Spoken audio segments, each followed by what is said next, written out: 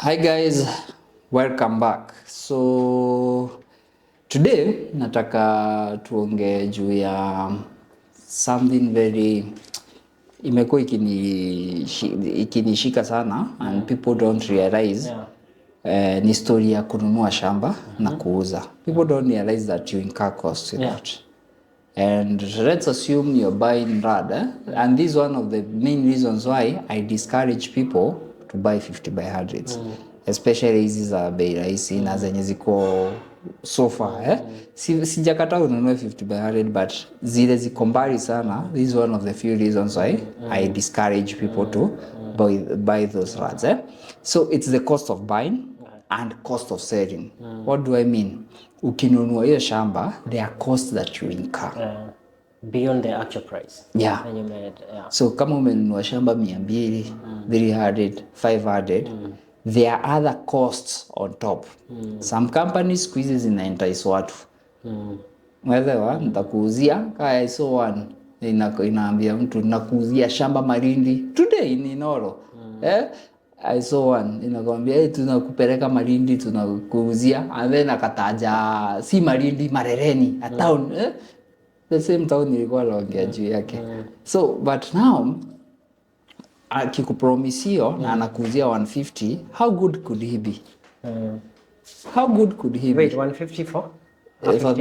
For the 50 by 100. Okay. Yeah. Na anakuonyesha so many things. But now, let's talk about the cost. So number one, ukienda kununua shamba, you need a lawyer. Yeah. Hata kama uko Kenya, you need a lawyer. Yeah, sure.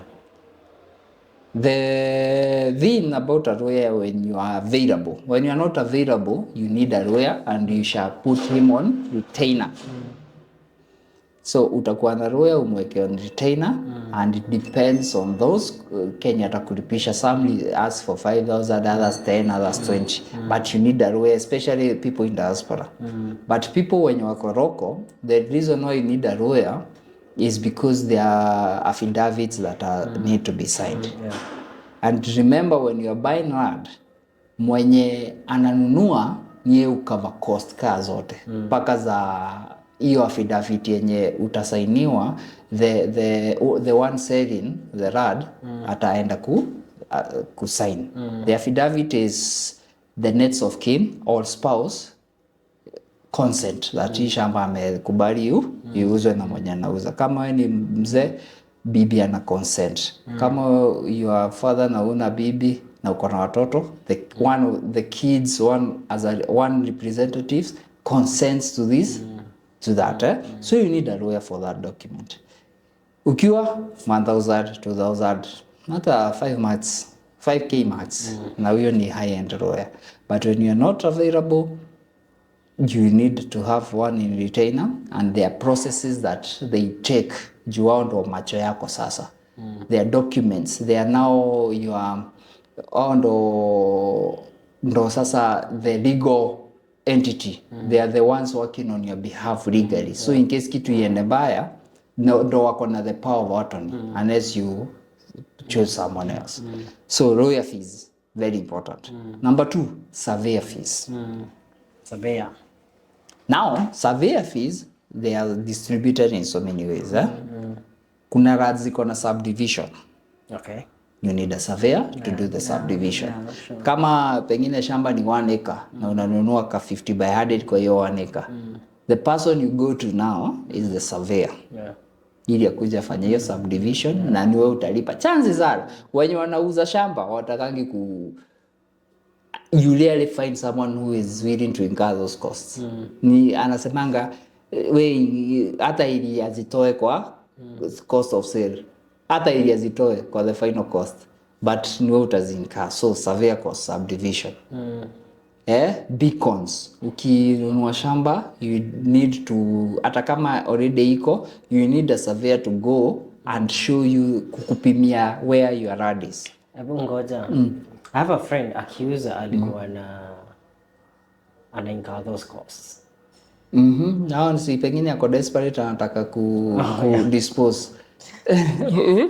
Sometimes you find those cases, but I'm telling you majority of those cases. Hii inakuanga depending on the person who is selling, and there are some people who are very desperate to dispose of the rad. Yeah, but ukipata rad poa na mtu hayuko desperate kuuza, but you can communicate with the seller, but it's good to ujue kuna hizo cost. Mnaweza hata communicate na seller, we incur the costs equally, but see the cost.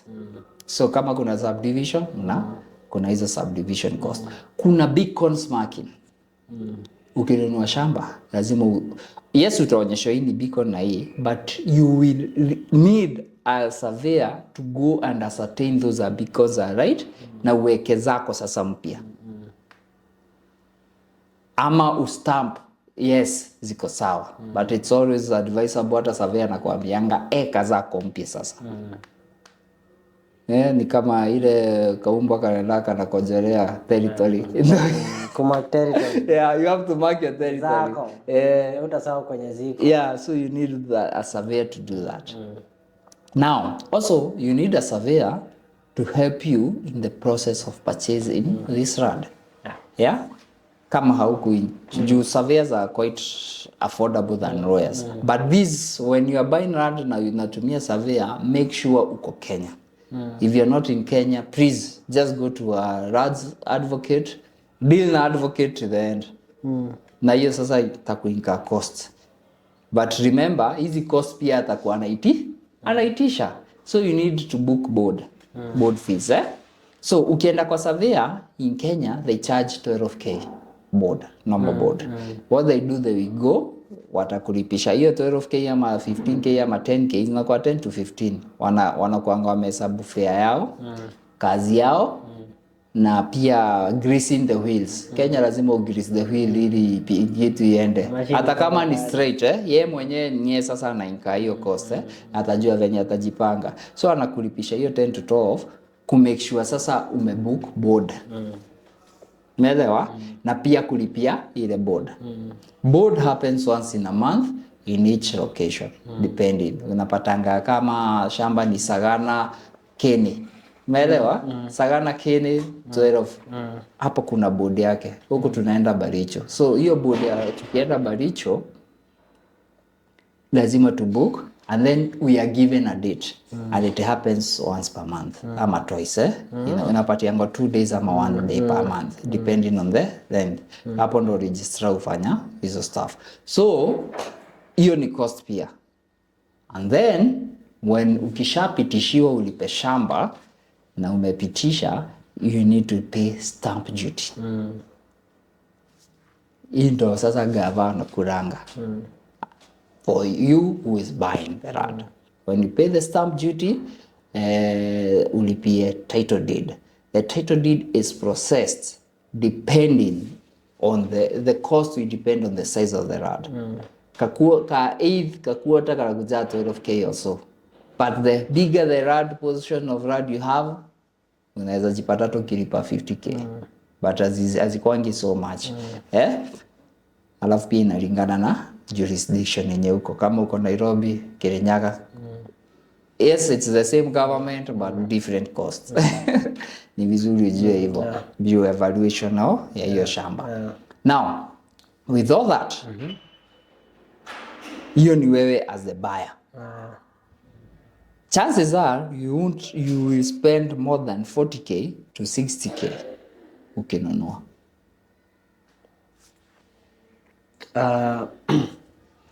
Na ujehesabu kabla uendelea ujehesabu your transport costs. Kama ni mbali. Hata kama si mbali, hata kama ni pale si ni 50 bob umetumia. Hata ukienda board si ni transport umetumia. Sure. Yeah. And that's apart from the buying price yenye umepewa. So kama umepatiwa 50k na hizi makampuni zinauza they ask you for that money after you have committed the actual price. You see some are using that as an enticer. Tutakulipia hizo costs. Ama title deed already yeah, si unasikia kwanza hizi zimejaa inoro. Wait a minute. So when they say it's ready, they mean you'll have to pay for it. Yeah, but sasa wanaiweka sasa absorb the cost, but sasa wanaitumia kama marketing. Wewe ukilipa hii 100 ama hii 200 kila kitu tumeshughulika. But literally wameweka hiyo cost kwa hiyo price. But remember transport ni wewe. Na kuna wengine wazuri sana wanakulipia mpaka transport ya kwenda visitation. Mpaka flight wanakulipia. So kama land iko 250 ama to Sombili. Na umefanya hizo vitu zote, that means for the land kitu 80. Because of course they're there to make money. You don't tell me they will sell you at 200 and then wainke cost ya 40,000. Kwanza 169. I know of a company selling at 169,000 in Marindi, and they are offering a return ticket to and fro. So hiyo ni ya 40k. That place is worth 40 ama 30. Of course they're in business. Now that's the cost on the buyer. Okay. Well, let's go to the costs of the seller. Okay. First of all, kama unajiuzia, the first cost is time. Kuuza shamba ina take time. Kama brokers ina take time. Cost ingine ni site visits. Ukipata potential sellers, you always find yourself going there. Site visits. Nipeleke juu hakuna mtu atanunua shamba bila kuona. Nipeleke kwa shamba, nipeleke. So uto to trips, it's another cost you should consider. That's why I always tell someone, please buy a farm ama shamba. It's worth kuenda kama iko mbali to make all those trips. It's worth it. And kama si hivyo, it's near you. So imagine unataka kuuza hiyo Malindi. Yeah, 160. And you have like 3 buyers who want to see different days. Yeah. Hata si kuuza. Imagine you want to take a loan on that. Do you know the bank has to come there? Yeah. And you incur the cost. Yeah.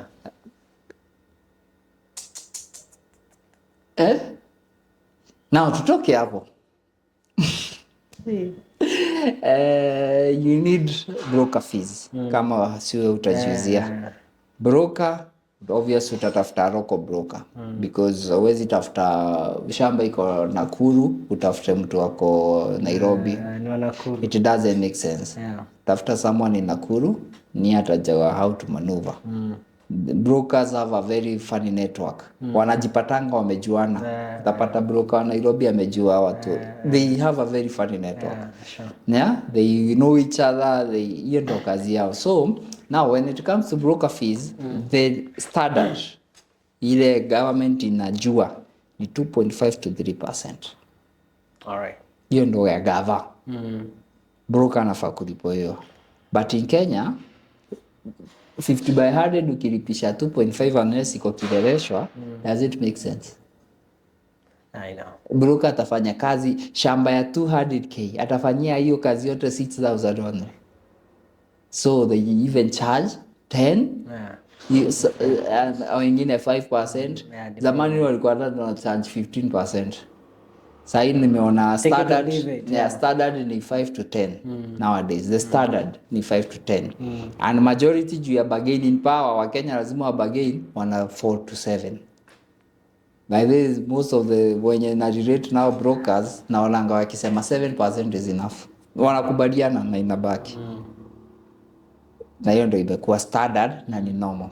Now the mistake we make now most brokers all make mistake ya kukuwa na verbal agreements.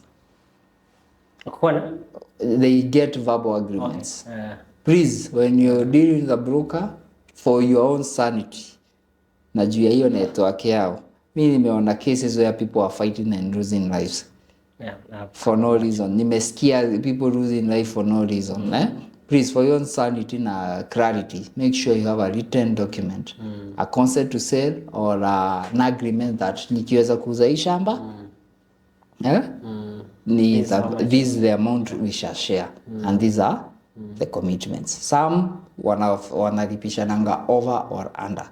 Ukiweza kuuza hii shamba 700k, hiyo ni yangu. Ukiweza kuuza 750, 1 million, hiyo yote iko juu iko. Please make sure it's written. But all these are costs that you incur when you deal with a broker. Another cost But now this happens especially in very large chunks of land and where money is being changed in millions. Let's say 10 million, 20 million. We are changing huge chunks of money where utaraise flags za KRA. KRA siku hizi ikisikia pesa mingi ina move. Lazima waingie siku hizi. Anything more than 5M wanakuanga hivi siku hizi. Hata 1M siku hizi. Who is making money? Yeah. Who is nani amekudeposit? Kama unafaa any transfer wa 1M lazima ujaze maforms mingi. Hata kwanza kwa bank wanakuanga state you have to fill a very large form. Literally, that's the language wanatumia. Go to any bank, especially kitu wanakuanga nayo. For any transfers above $1 million, you have to fill a very large form. Are they being sarcastic? Inakuwa kubwa. Like literally, hizi bado ndo naeka. So with that, kuna kitu inaitwa capital gains tax. Now, with those large chunks of land and nini, what the government has done inataka, let's assume ulinunua ni shamba at 5M. Now you are selling it at 10 million. Imepata gains. They need 15% of that money. Same matter, if you bought at 5, you're selling it at 6.5. Wanataka 15% of the difference. See, 6.5, wanataka 15% of the 6.5 minus the initial, the 5 million, 1.5. Na costs, ziko katikati. Yati? Inaweza costs ziko hapo katikati. Zipi hizo? Like, sikuna costs za...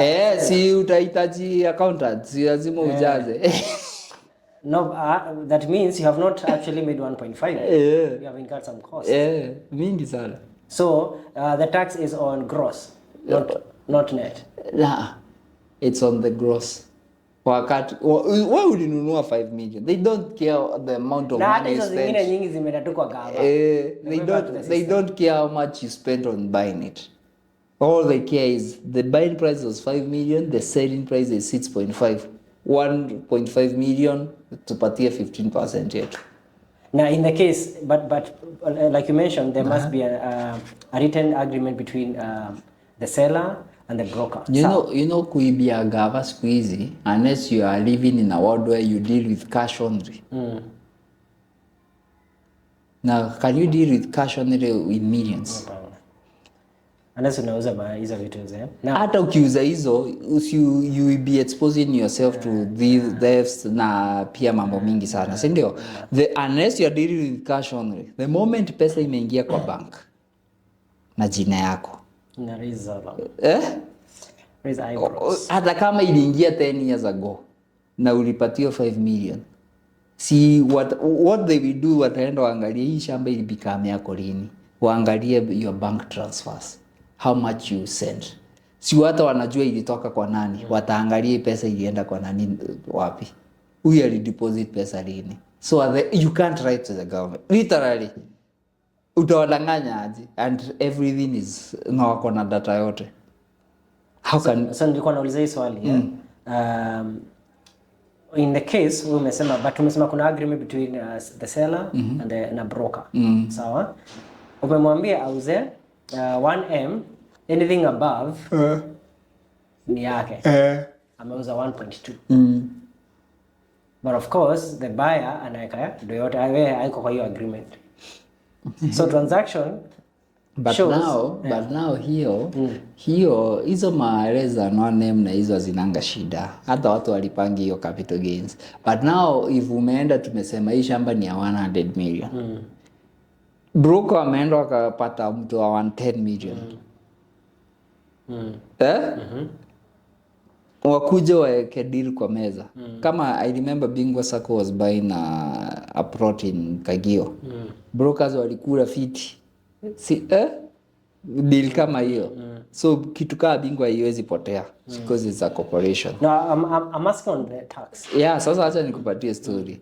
So whatever amount waliuza, mwenye aliuza, hata kama aliuza 120 million lakini alipata 100 million, the government wants 15% of the final selling price yenye iko kwa paper. Si pesa kwanza inaingianga kwako kabla ipetie. Yeah, that's what I was asking. Yeah. Now record imeonyesha umepokea 120. Yeah. But 20 si zako. Yeah. So broker hata lipa hiyo tax. No, broker atalipa tax zake kama analipanga income tax yake na vitu kali. No, that if you are taxed 120, it means that money is taxed. Wewe umpea do yenye iko taxed. But sasa hiyo si yeye ni income kwake. It's income to him, true. To his office. So na yeye sasa ako na vita fulani na gava. But gava inakula.